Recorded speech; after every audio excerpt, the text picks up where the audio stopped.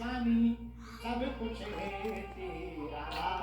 वर्तमान में तो ऐसा उल्टा कर देना चाहिए, दूसरी प्रकार से गाना चाहिए। कैसे गाना चाहिए सुनो। तन मन धन जो कुछ है स्वामी सब कुछ है मेरा, प्रभु जी सब कुछ है मेरा, मेरा मुझको दे दो क्या लागे, पड़ोसी का भी मुझको दे दो क्या लागे मेरा। ओम जय।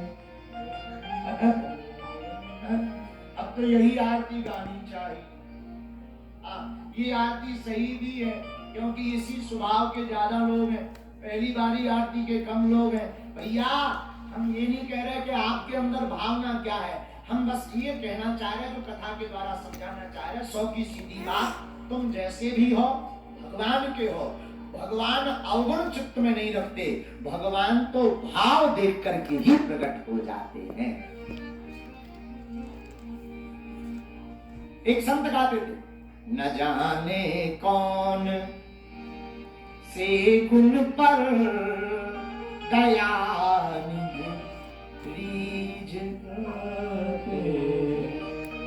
यही सब ग्रंथ कहते हैं, यही सब ग्रंथ कहते हैं, यही सब वेद क्या न जाने कौन से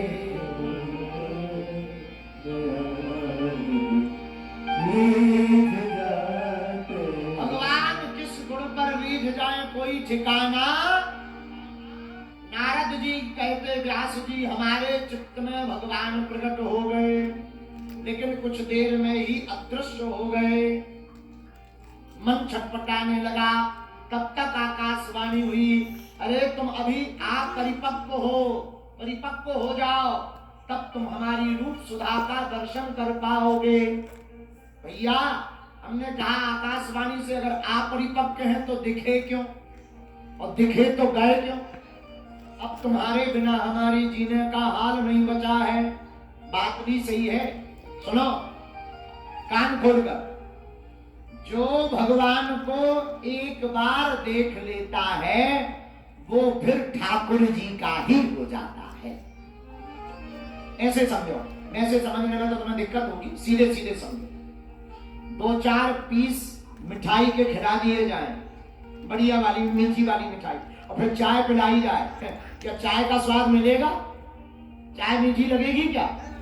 4-5 मिठाई खाने के बाद जिस प्रकार चाय फीकी लगने लगती है, उसी प्रकार भगवान को देखने के बाद संसार की सुंदरता फीकी लगने लगती है। बोलो सीताराम, जोर से बोलो। चित्त चोर ने चित्त चुराया मेरा, हरे कृष्ण गया फिर भाग कहाँ। ब्रजमंडल के युवराज बिना सुख का सब साज और समाज कहाँ। अब और सुहाता कुछ भी नहीं, अब और सुहाता कुछ भी नहीं, जब लाग गई तो अब लाज कहाँ।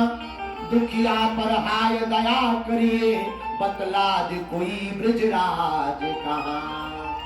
नारद जी कहते अब तो भगवान के अलावा कुछ भी नहीं दिखाई पड़ता। आंखों में गोविंद की श्यामलता समा गई है। नारद जी बोले व्यास जी जब हम रोने लगे, लेकिन कुछ दिनों बाद ही महाप्रलय पड़ गया और सभी भगवान के हिरण्यगर्भ गर्भस्थम भगवान के उदर में चले गए। पुनः भगवान ने जब सृष्टि की रचना की तो नारद जी बोले भैया उतने क्षण संतों के संग करने का प्रभाव ये हुआ कि हमारा दूसरा जन्म दासी पुत्र से ब्रह्मा पुत्र नारद के रूप में हुआ। यह संतों के संग का प्रभाव है। बोलो सीताराम।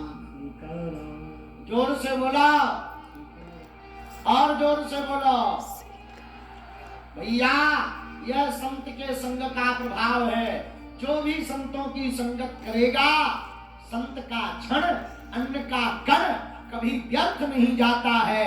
और जो संत के क्षण को, अन्न के कण को व्यर्थ फेंक देता, उसकी जिंदगी भी व्यर्थ चली जाती है। इसलिए संत बड़े अनमोल होते हैं। हम नहीं कह रहे अरे संतों की महिमा महाराज जी तुम क्यों गा रहे, हम नहीं गा रहे। हनुमान चालीसा में तुलसीदास जी ने कहा अरे संतों की रक्षा करने के लिए तो हनुमान जी महाराज को लगाया गया। साधु संत के तुम रखवारे,